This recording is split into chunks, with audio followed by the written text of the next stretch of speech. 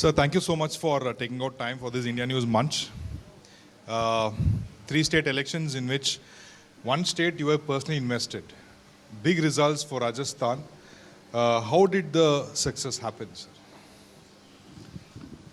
तो अभी आप सुन रहे थे स्मृति बहन को, मोदी है तो मुमकिन है यही हुआ है और क्या हो सकता है। और तो हमारे पार्टी के राजस्थान के इकाई माननीय प्रधानमंत्री जी के मार्गदर्शन में, हमारे राष्ट्रीय अध्यक्ष जी के मार्गदर्शन में जो काम किया है, और जो कांग्रेस का एक झूठा वादा, ये वादा करो और भूल जाओ, कि कांग्रेस ये नया नीति अपनाया है।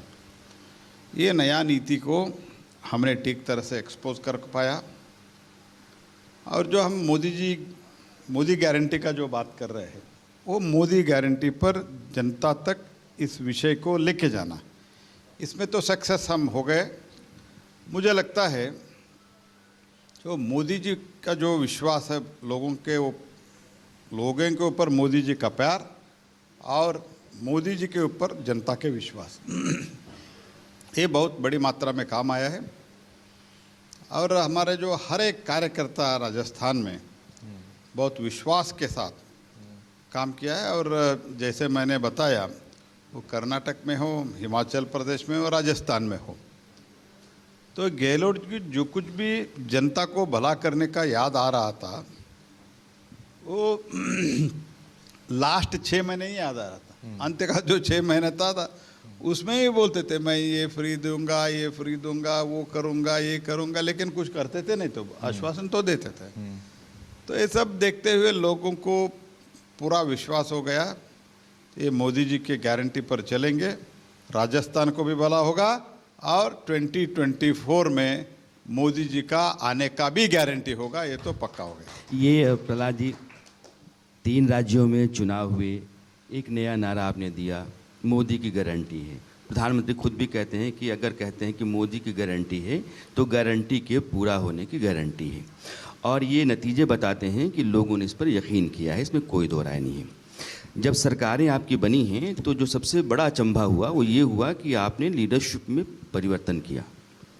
जो एक पुरानी लीडरशिप थी उसको सत्सम्मान आपने कहा कि रुकिए, नई लीडरशिप को जिम्मेदारी देते हैं। ये जो जिम्मेदारी आपने सौंपी है, कई हलकों में इसके मायने समझे जा रहे हैं कि क्यों है। क्या वो 2047 में जो विकसित भारत है उसके लिए है? क्या एक नई पीढ़ी है जो ख़त्म हो जाएगी, हट जाएगी, तो जो नौजवान पीढ़ी होगी उसके मुकाबले बीजेपी की एक नई जमात खड़ी होगी? स्ट्रैटेजी के लिहाज से तैयार किया गया है। तो ये लीडरशिप चेंज जो बीजेपी कर रही है, उसके पीछे का कारण क्या मानते? नहीं, लीडरशिप जो चेंज करना है वही एक कारण है जी, और क्या कारण है? तो नया लीडरशिप उभर के आना चाहिए। हमारे जो युवा है, हमारे जो नया लीडरशिप आ रहा है, उसमें तो नया आइडिया आता है। और जो 20 वर्ष से 25 वर्ष से लीडरशिप अपने अपने प्रदेशों में लीडरशिप किया है, उनका तो पूरे पार्टी का जो उधर परफॉर्मेंस है, पार्टी का बढ़त है, उसमें तो उनका योगदान है, वो तो इनकार नहीं कर सकते। लेकिन हमारे पार्टी परिवार के पार्टी नहीं है, इसके कारण 20, 25, 30 वर्ष के बाद नया लीडरशिप उभर के आना, नया सोच आना चाहिए, नयापन आना चाहिए, सो दैट एक हमारा 2047 का जो आइडिया है उसके लिए तो कंट्रीब्यूशन होता ही होता है। उसके साथ ही साथ एक नया सोच के साथ हम आगे बढ़ सकते हैं, क्योंकि हमारा जो हर एक कार्यकर्ता, उनको एक सामर्थ्य रहता है, लेकिन उनको कभी कई अपॉर्चुनिटी नहीं मिलता है। वो अपॉर्चुनिटी देने का काम भारतीय जनता पार्टी कर रहे है। उसका भी जो हमारा प्रदेश का नेतृत्व है सहर्ष से स्वीकार किया है। वो भी तो ये कांग्रेस में सोच सकते क्या? तो ठीक है, अगर बाय चांस आप एक पल के लिए इमेजिन करो, कांग्रेस में राजस्थान में अगर कांग्रेस फिर से जीत के आते तो गहलोत को शिफ्ट करना इतना आसान होता था क्या? लेकिन मोदी जी का आज के दिन में मोदी जी का सोच है नया लीडरशिप को लाना, नया व्यक्तियों को पार्टी में लाना, और नया सोच के साथ, नया आइडिया के साथ नया भारत के तरफ लाना, ये भारतीय जनता पार्टी का और मोदी जी का सोच है। Sir, is this the transition that you're seeing? Transition is imminent. You have to do the transition. But is it a lesson learned from Karnataka? Because you did the change 1 year to go for elections. It didn't pay dividends. So you won the elections and now the changes are happening. Is it a lesson learned? मैं sir JP के इस बात को थोड़ा सा बढ़ा करके फिर आपसे सवाल रखता हूँ। हिमाचल और कर्नाटक में जिस तरीके से आपकी पार्टी हारी, उसके बाद से विपक्ष बहुत लामबंद हुआ। वो इंडिया गठबंधन बना, उसके बाद ही बना। उनको लग गया कि नरेंद्र मोदी की अगुवाई में चलने वाले एनडीए को हराया जा सकता है, उनमें उत्साह आया। लेकिन इन 3 राज्यों के नतीजे आए हैं तो एक सवाल आया कि भैया ऐसा क्या बीजेपी करती है कि छत्तीसगढ़, जहाँ की बीजेपी के हारने को तय माना जा रहा था, मध्य प्रदेश में एक पास आपके पास जीत थी, राजस्थान में भी एज कांग्रेस के पास था, तो आपने ऐसा कौन सा कमाल कर दिया कि ये पूरा पैराडाइम शिफ्ट हो गया? देखो जी, हारना तय आप माना था, हमने नहीं माना था। तो पहले तो आप एक समझ लीजिए, तो जो मीडिया में, सोशल मीडिया में ये जो चलाते थे और जो सर्वे वगैरह वगैरह आप बोलते थे, आप करते थे, हम तो थोड़ी करते थे। मुझे तो कई चैनल जो एग्जिट पोल भी दिखाया था, सर्वे भी दिखाया था, राजस्थान में भी मुझे कहता था नहीं जी बहुत टफ है, क्लोज कॉन्टेस्ट, ऐसे मुझे बताते थे। शायद आपके चैनल के भी व्यक्ति आके मुझे बताया था अब थोड़ा क्लोज है। तो मैंने बोला ठीक है, लेकिन मैंने 25 को शाम को मैंने हमारे राष्ट्रीय अध्यक्ष जी को मैंने एक मैसेज भेजा था, हम 115 से 135 तक जा सकते हैं, हमको किसी को इंडिपेंडेंट पर और किसी पार्टी पर निर्भर होने का कोई नौबत नहीं आएगा, हमारे पार्टी जीत रहे हैं। और ऐसे ही जब मैंने बात की मानसुख मांडविया जी के साथ, और वो माथुर जी उधर हमारे प्रभारी थे, तो वो लोग भी बहुत कॉन्फिडेंट थे। तो आपको लगता था मध्य प्रदेश में बहुत टफ हो रहा है, तो वी आर वेरी कॉन्फिडेंट। तो इसीलिए मुझे ये नहीं लगता है कि तो राजी, आपकी बात से एक सवाल आता है, अगर आपके पास एक राज्य की जिम्मेदारी मिली और आपने वहाँ ये तय किया कि नहीं मुझे इतनी सीटें तो मिल ही रही हैं, आपने पार्टी नेताओं को बता दिया कि हमको इतनी सीटें मिल रही हैं, 2024 में, चूँकि आप स्ट्रैटेजी भी समझते हैं, मंझे हुए पॉलिटिशियंस हैं, राजनीति में लंबे समय से हैं, 2024 में आपकी पार्टी को कितनी सीटें मिल रही? 2024 में मैं इतना कहता हूँ, हम 303 पे, हम लास्ट टाइम हमारा tally was around 303, but I am with all confidence I am telling you, under the leadership of prime minister Shri Modi, we are going to cross 350 seats, BJP alone. You take it from me today, and country will bless Prime Minister Narendra Modi. कई सवाल होते हैं, आपकी party के लिए कहा जाता है कि यह पार्टी सिर्फ नरेंद्र मोदी को लेकर के आगे चलती है, यह पार्टी राम मंदिर, मथुरा, काशी को लेकर के आगे चलती है, यह पार्टी समाज को बांट करके आगे चलती है और चुनाव के ज़रिए वो सत्ता तक पहुंचने का यही रास्ता अख्तियार करती है। आरोप करने वालों को मैं क्या बोलूं, जिन लोगों ने अभी तक अपीजमेंट ही अपने पॉलिसी बनाया था, हमने जो कुछ भी स्कीम बनाया, उज्ज्वला से लेके प्रधानमंत्री आवास योजना तक हमने सबको दिया है। सबका साथ सबका विकास, ये तो सिर्फ स्लोगन नहीं है, हमने उसका पूरा अनुष्ठान किया है। ये अनुष्ठान करने के बावजूद भी कुछ लोगों को मोदी जी का लोकप्रियता को देके ऐसे आरोप करते ही रहते जी। अगर ऐसे आरोप वो असल में ठीक है तो भारतीय जनता पार्टी क्यों जीते थे जी? तो आप लोग क्या कर रहे हैं? जिन लोगों ने अपने जीवन पूर्ति थ्रू आउट देयर लाइफ कोई भी राम को, किसी भी हिंदुत्व का जो अस्मिता है उसको मानने के लिए तैयार नहीं है, वो लोग आज क्यों हनुमान चालीसा पढ़ने के लिए गए जी चुनाव के टाइम पे? तो यही दिखाता है उनका मनसा ठीक नहीं है।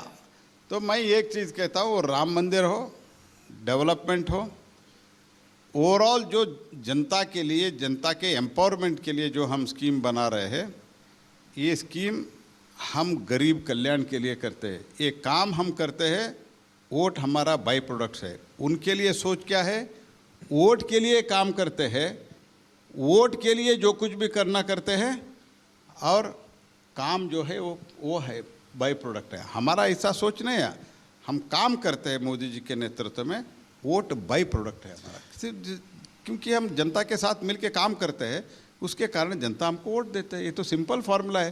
तो basically there is a difference in the thinking. Our thinking is that we should work for the people, and people are naturally people are with Narendra Modi, and their choice is Narendra Modi and Bharatiya Janata Party. Sir, you have reaped rich dividends because of Modi guarantee schemes in 3 states.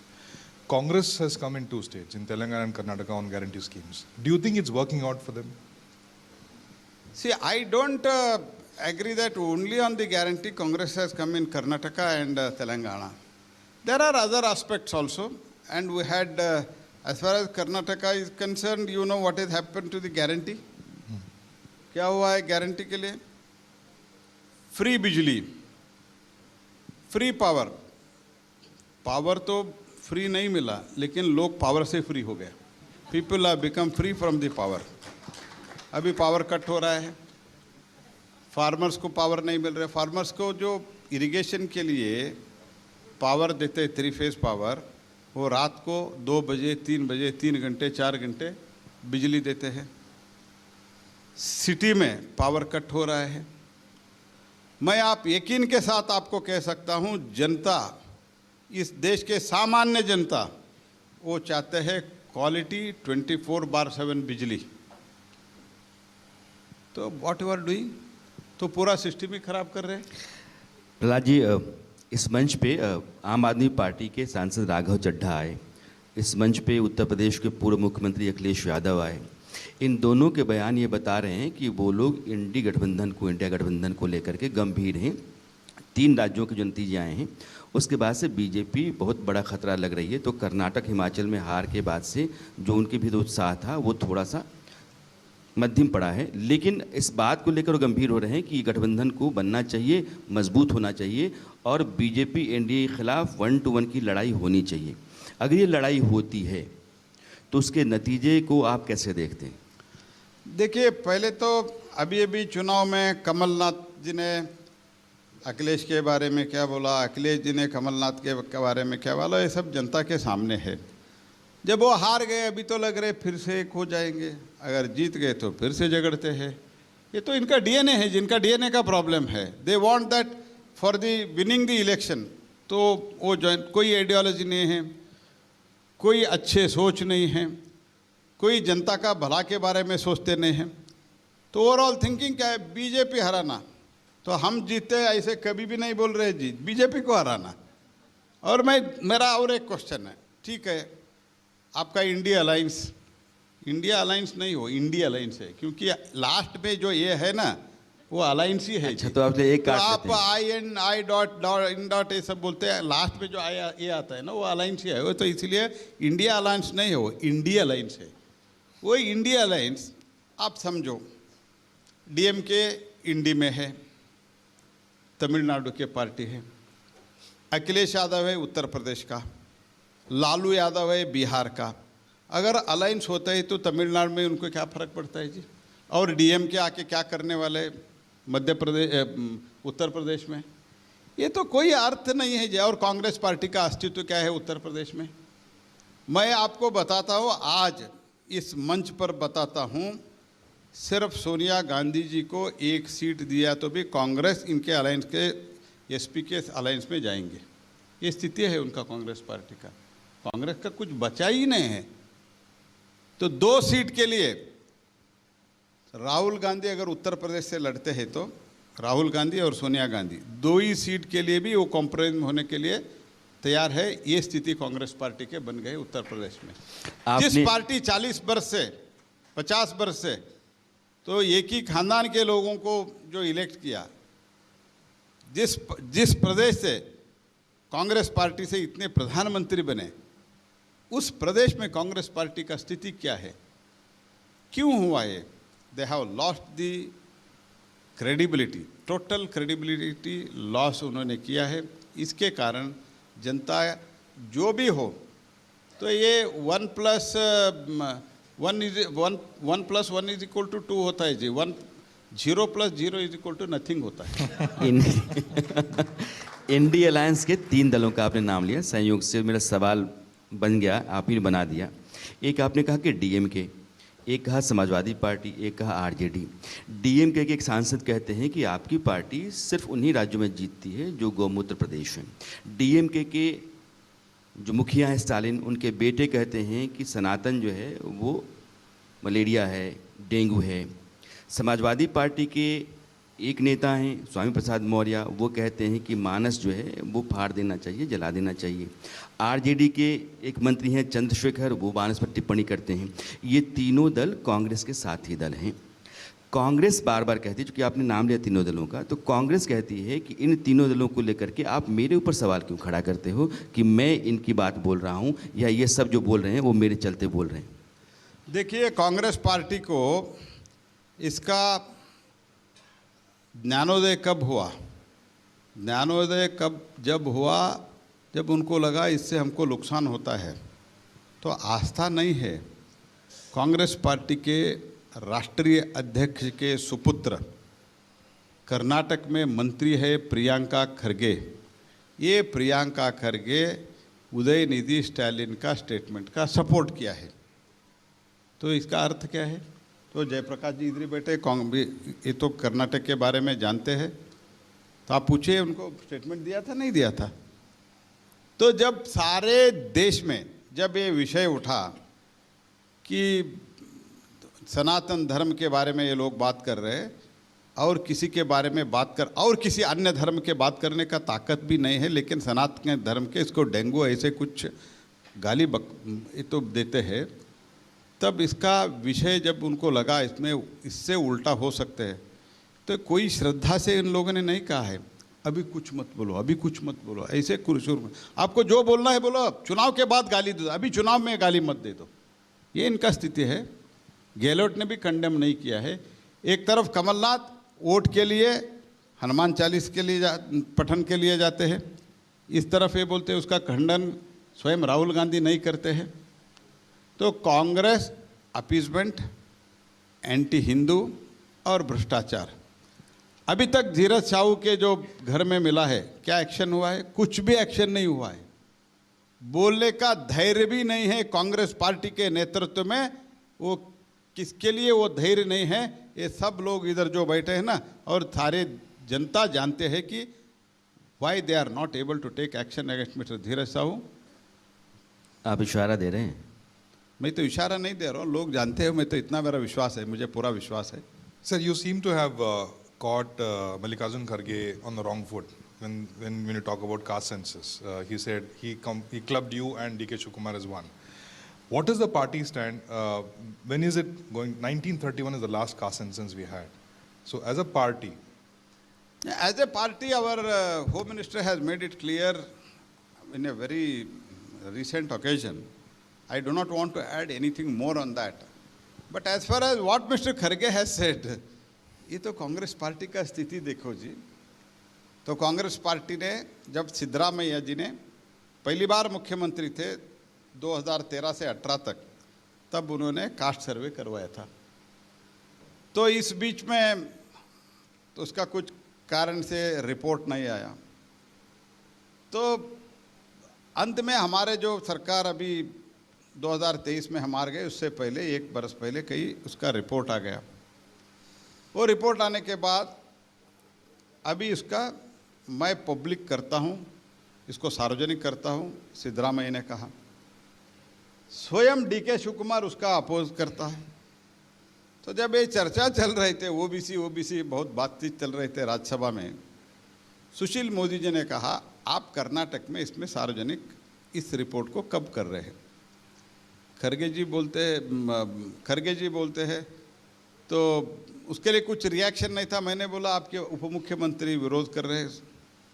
तो खरगे जी क्या बोलते हैं, उप मुख्यमंत्री आपका है, तो उप मुख्यमंत्री बनाया राष्ट्रीय अध्यक्ष खरगे जी, और मुझे बोलते हैं आपका ही है इसलिए विरोध कर रहे हैं। मैंने बोला हमारे है तो कांग्रेस सरकार में उप मुख्यमंत्री हमारे आदमी है, तो आपने रखा क्यों जी? उनको हटा दीजिए ना।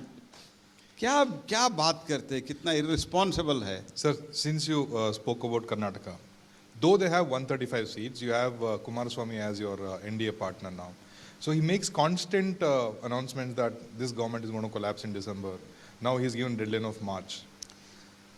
See, on what basis he is telling that, or some other leaders are also telling.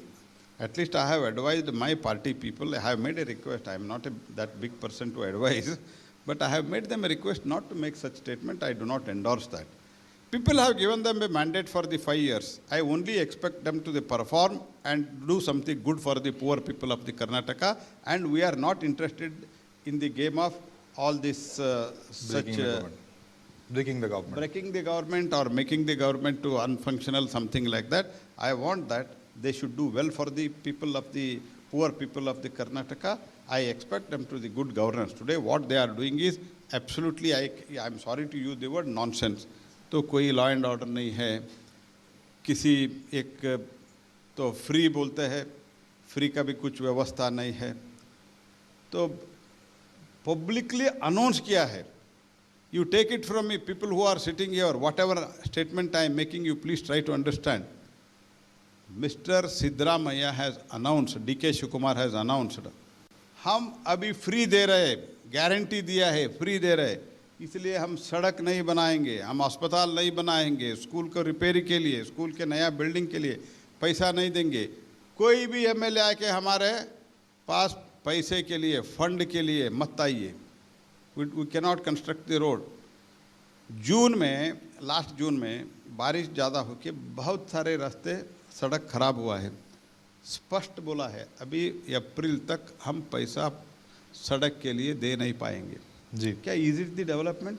How can your, and there is a power shortage. We are supplying enough coal to them, and government of India from its grid we are ready to give the electricity, but they are not supplying the electricity. Why? So ये स्थिति में लाना है क्या? हमको जो भी देना है, क्वालिटी इलेक्ट्रिसिटी देना है, क्वालिटी इंफ्रास्ट्रक्चर देना है, क्वालिटी हेल्थ केयर देना है, उसके लिए एम्पावरमेंट के लिए जो करना है वो करना है. तो ये लोग क्या बोल रहे हैं, पूरा सड़क बंद, इंफ्रास्ट्रक्चर बंद, सब कुछ बंद. ये स्थिति प्रहलाद जी, ये फ्रीवीज का मामला बार बार उठता है और कोर्ट ने भी कई बार हिदायतें दी हैं कि ऐसा नहीं होना चाहिए, फिर भी होता रहता है. अभी आपने भ्रष्टाचार, करप्शन का मामला उठाया और धीरज साहू की बात कही. 300 करोड़ से ज़्यादा उनके यहाँ कैश मिला है. आपने इशारा भी दिया कि वो पैसा किसी और का भी हो सकता है. प्रधानमंत्री करप्शन को और वंशवाद को निशाने पर रखते हैं और लंबे समय से निशाने पर उन्होंने रख रखा है. वो गांधी परिवार का जिक्र करते हैं, वो लालू प्रसाद यादव के परिवार का जिक्र करते हैं, वो चंद्रशेखर राव परिवार का जिक्र करते हैं. लेकिन आपके जो विरोधी हैं वो कहते हैं कि हम निशाने पर तब तक हैं जब तक हम बीजेपी के पाले में नहीं जाते. अगर हम उधर चले जाते हैं तो हम मुक्त हो जाते हैं. देखो जी, किसी न किसी कारण पर इधर से उधर कुछ लोग, कई लोग इधर उधर आए हुए, तो भी जो कुछ भी कार्रवाई अभी जो एक्शन चल रहा है वो एक्शन कंटिन्यू होगा. इसमें किसी को भी शक रखने का जरूरत नहीं. ये आपकी गारंटी है? Sir, Whatever it is. you hold a very important portfolio of parliamentary affairs too. We saw there was a security breach yesterday. You had a high-level meeting with the Prime Minister. What do you have to say about these events? No, This I is for did- my headlines. No, I did not have any meeting with the Prime Minister. I keep, because of my portfolio, I keep meeting Honorable Prime Minister because I have to take his guidance and the direction. I keep meeting him. But as far as this is concerned, we had a meeting under the chairmanship of Speaker, and we have asked even we had the floor leaders meeting also. We have asked their suggestion on the basis of their movement in last 10-12 days in the Parliament, and whatever needed, the requirement for the future security and the strengthening security, we are going to do that. And it is very unfortunate that this incident has happened, and we will take care further in that in future these incidents do not occur once again. So you also hold a very important portfolio of coal. So I'll ask some quick questions about your ministry. We're talking about India being the third largest economy and power is needed. How would you complement this through coal? See, as far as to become the third largest economy, and now we are the fifth largest economy, the contribution of power is very, very, very high. I am speaking of the empowerment electricity, not the political power. So that is what we need. And as far as this requirement of this energy, total in the energy basket of India, more than 70% of the energy in that energy basket, it is from the coal. So how to balance it?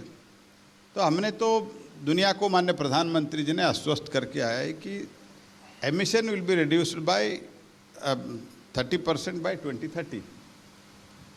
So net zero by 2070. These are the things it is in our mind.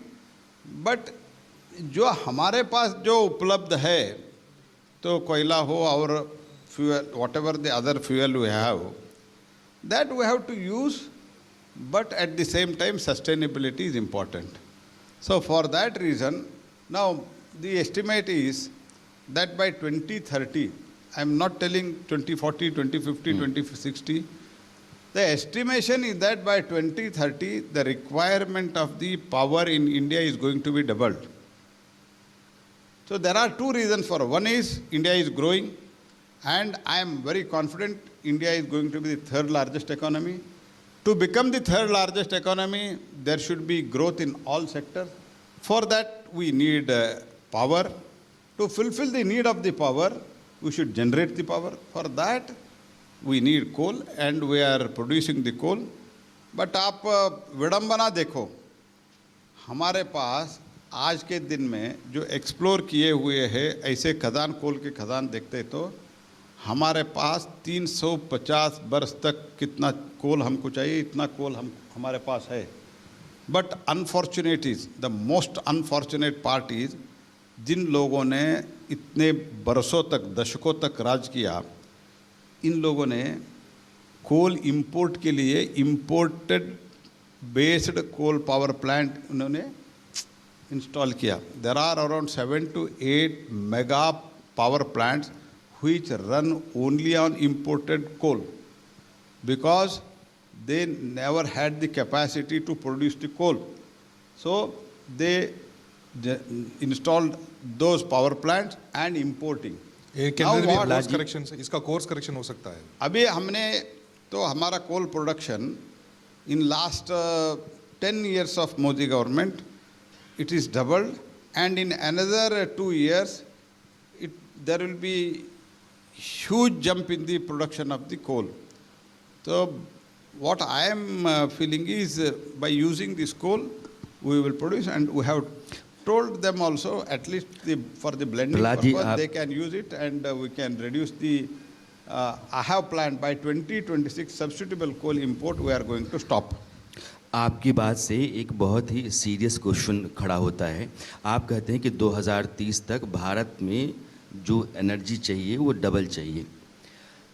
आपके पास कोल है, लेकिन एक international obligation है कि आप environment को ठीक रखने के लिए इस लिमिट से ऊपर जाकर के काम नहीं कर सकते, इतना कंजम्पशन नहीं हो सकता कोल का. दूसरा कि क्या आपके पास इतना जनरेशन बिजली का करने की कैपेसिटी है, क्योंकि अब तो आपको प्लांट्स लगाने पड़ेंगे. अगर आज आपको 2 मेगावाट चाहिए और कह रहे हैं कि 2030 तक 4 मेगावाट चाहिए, तो ये 2 से 4 करने के लिए आपके पास टाइम तो 6 साल है. तो 6 साल में डबल जनरेशन आप पार कर पाएंगे. जो कोल आपके पास है क्या वो कंजम्पशन का होगा, क्योंकि इंटरनेशनल ऑब्लिगेशन भी आपके ऊपर है. रिन्यूअल से लेके,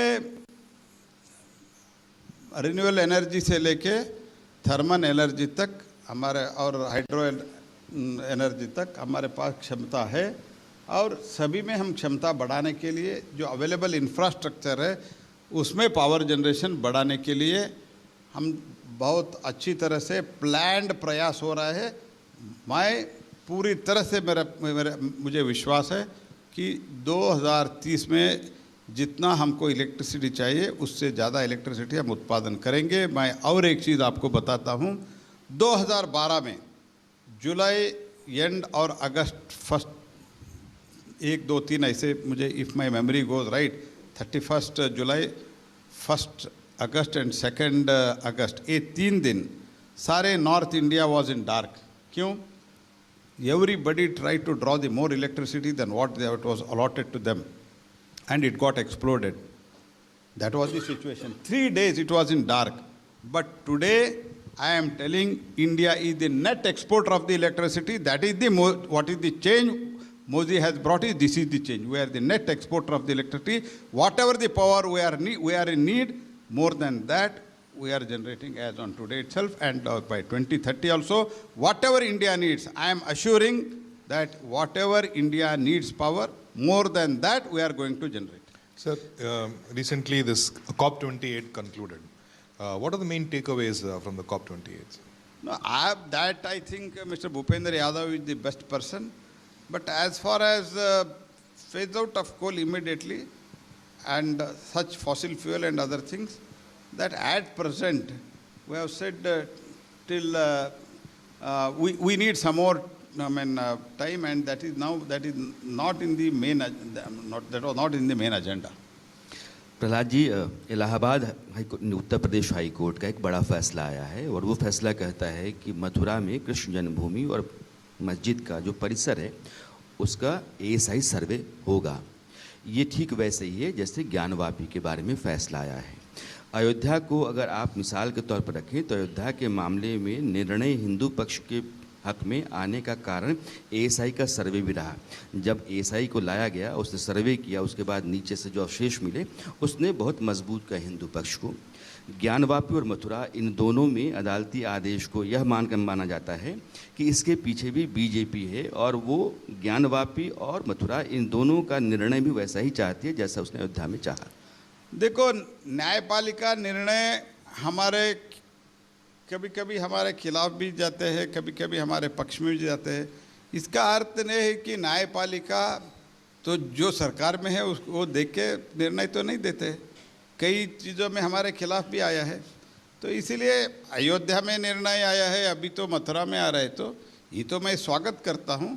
और जो न्याय मिलने के लिए समाज इंतज़ार कर रहा था वो घड़ी नज़दीक आ रहा है, ऐसे मैं मानता हूँ।